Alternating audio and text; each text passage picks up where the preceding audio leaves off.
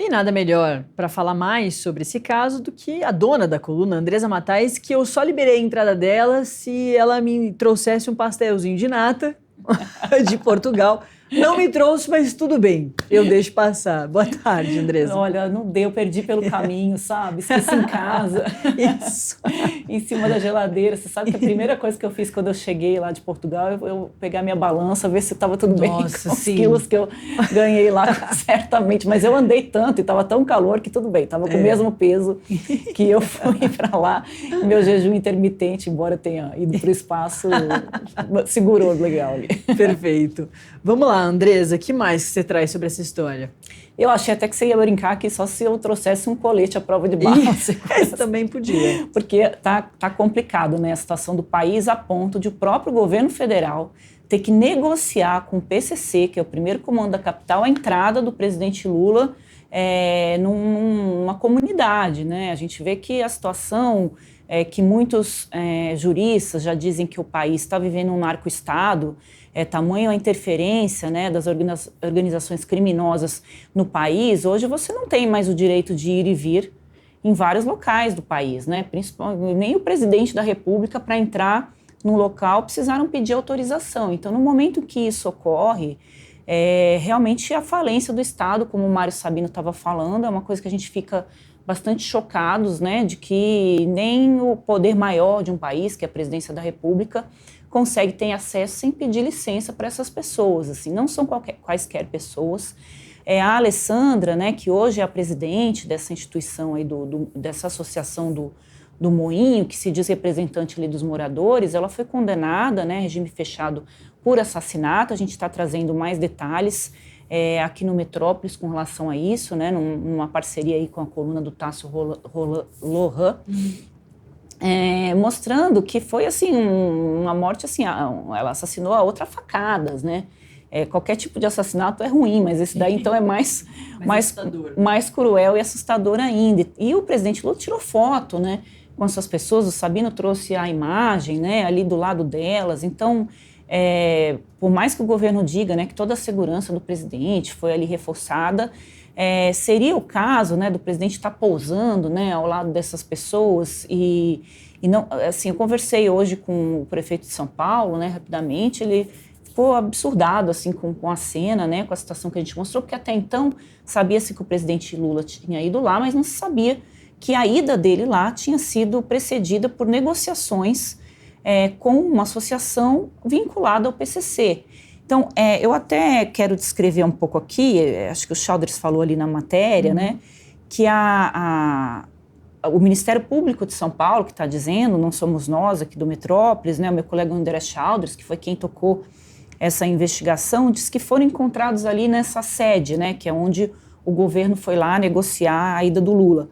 5 tijolos de cocaína, 608 porções de cocaína na forma de crack e 98 porções e 3 tijolos de maconha. Então, a associação era usada, até o que se sabe, não podemos cravar que ela ainda é usada, mas muito provavelmente, porque a irmã do chefe do tráfico ali, ela é a presidente da associação, para guardar drogas do PCC. Então, o governo teve ali dentro, né? Em nenhum momento foi falado sobre isso. O ministro Márcio Macedo disse que a atribuição dele é conversar com os movimentos sociais, só que tem que se separar o joio do trigo. Não é a primeira vez que esse governo faz negociações com pessoas vinculadas ao PCC. Nós mostramos há um tempo atrás, num outro veículo, quando eu e o Childers trabalhávamos lá, uma visita, né, de uma líder do Comando Vermelho ao Ministério da Justiça, né, ela é conhecida como Dama do Tráfico, foi condenada agora à prisão. Ela não era só a esposa do líder do Comando Vermelho lá no Amazonas, ela era também vinculada à facção, faccionada, tanto que foi presa por determinação do Supremo e estava frequentando o prédio do Ministério da Justiça, né, ao lado do ministro Flávio Dino, então, à época. Então, tem alguma coisa errada acontecendo e as autoridades vão precisar se explicar melhor, né, sobre por que essa negociação com o PCC para poder entrar num ambiente ali de uma comunidade, né? Que é tão importante, né, ali para o centro de São Paulo. O André Childers está dando aqui também, na coluna da Andresa Matais, que o Kim Kataguiri quer convocar o Márcio Macedo por essa reunião com ONG do PCC. Só lendo aqui o primeiro parágrafo da matéria do André, o deputado federal Kim Kataguiri, do União de São Paulo, pediu nesta terça-feira a convocação do ministro Márcio Macedo, Secretaria-Geral da Presidência da República, para falar sobre a reunião com a Associação da Comunidade do Moinho, ligada ao primeiro comando da capital, PCC. Como revelou a coluna, a presidente da entidade, Alessandra Moja Cunha, como a Andresa falou, é irmã do traficante Leonardo Monteiro Moja, o Léo do Moinho, integrante do PCC, preso em agosto passado.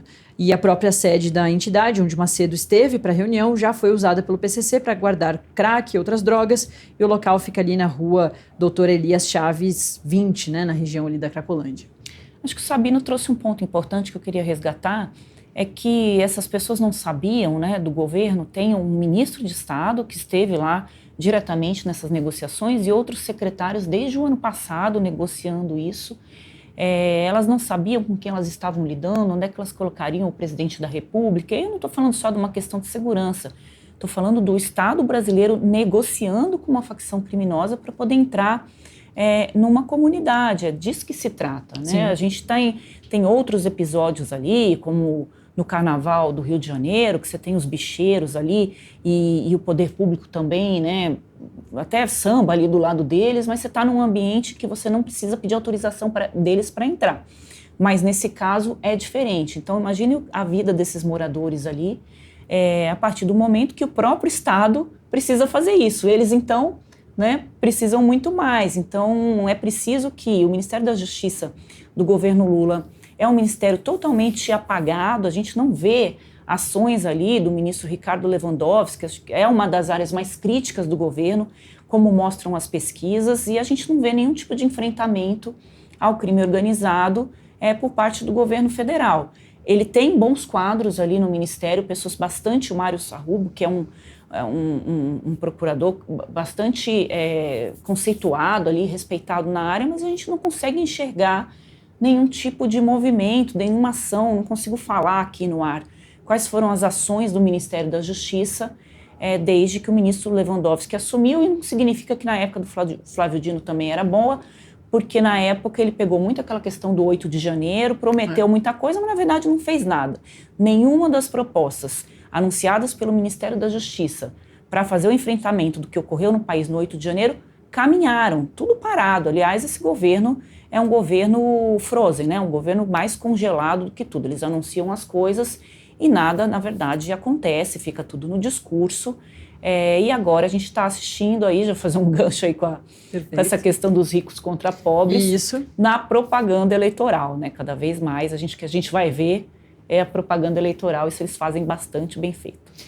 Ontem eu conversei aqui com a Milena Teixeira, repórter do Igor Gadelha, que comentou que o PT ali, dessas pesquisas que eles encomendam logo depois, né, de algumas crises ou alguns assuntos importantes para o governo, que encomendou essa reação do público em relação ao novo discurso do nós contra eles, da taxação dos ricos para ajudar os pobres, e que essa pesquisa tem dado um ânimo para o governo, porque eles têm performado bem, né? Esse discurso tem performado bem. Bom, hoje a gente teve a presença do ministro da Fazenda, Fernando Haddad, que é, assim, dos ministros que mais aparecem do governo Lula. Normal, o ministro da Fazenda, da Economia, sempre está muito, né, à frente, mas ele esteve aqui e falou alguns desses pontos, né? Muito sobre esse discurso da taxação dos ricos, né? Tem o livro do colega Thomas Trauman que chama O Pior Emprego do Mundo, né? Que é o ministro da Fazenda.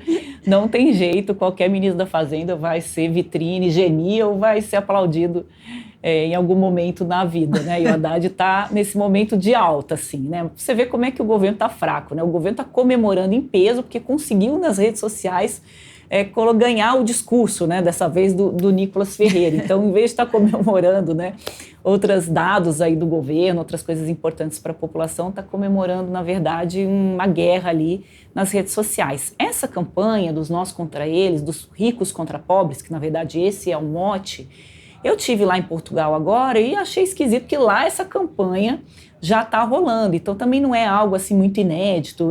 Na verdade, a esquerda tem esse mote aí pelo mundo. Lá em Portugal encontrei outdoors, porque eles tiveram eleições agora recentemente, ricos contra pobres, o mesmo discurso que se trouxe aqui para o Brasil e que o governo está dizendo que ganhou essa narrativa. E a gente fez também na minha coluna um levantamento, né, exclusivo, que também já encaminhava para isso, para esse resultado de que o governo havia conseguido isso e conseguido, na verdade, o nosso levantamento mostrava um ataque em massa ao presidente da Câmara, Hugo Motta, que pela primeira vez, né, sofreu aí um ataque em massa, que também ocorre em governos de esquerda, isso não ocorre só em governos de direita, porque foi o Hugo Motta quem pautou, né, a derrubada ali do decreto do Haddad que aumenta o IOF.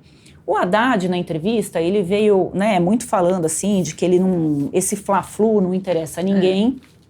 E claro que não interessa, o governo precisa ter uma boa relação com o Congresso para poder aprovar suas medidas, mas ele também insuflou esse fla-flu, né? Então, na entrevista, várias vezes ele dá alfinetadas ali, né, ao PL, que é do Bolsonaro, como se ele diz que no imposto de renda o PL não vai poder derrotar essa medida, o Bolsonaro não vai poder derrotar essa medida, mas o PL não tem 100 parlamentares, sozinho ele não faz nada. Então, faltou o ministro lembrar que o Centrão, que está dentro do governo também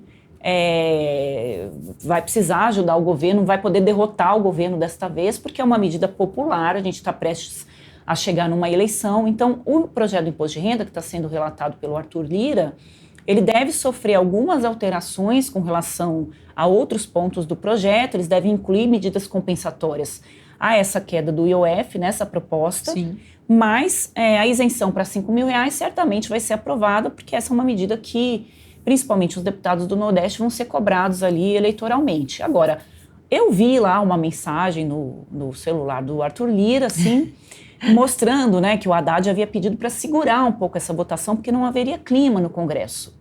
Então, há uma queixa de que o Haddad vem e faz um discurso de que tem que votar, mas, na verdade, nos bastidores ele está costurando para segurar um pouco, porque há um temor de que isso seja rejeitado pelo Congresso. Então, isso faz parte do jogo político, é assim mesmo, mas o governo passou um pouquinho do ponto e perdeu um pouco a mão e o controle do Congresso nos últimos dias, certamente.